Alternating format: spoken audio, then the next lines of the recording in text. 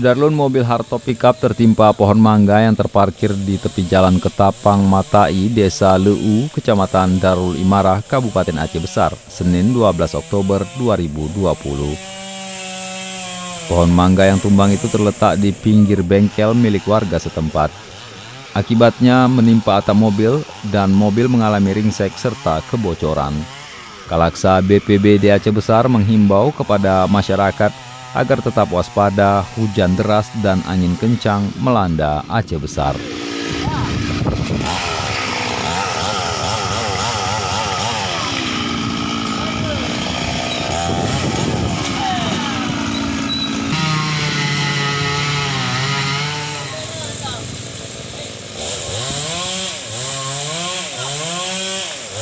Dari Aceh Besar, Asnawi Lui, Serambion TV.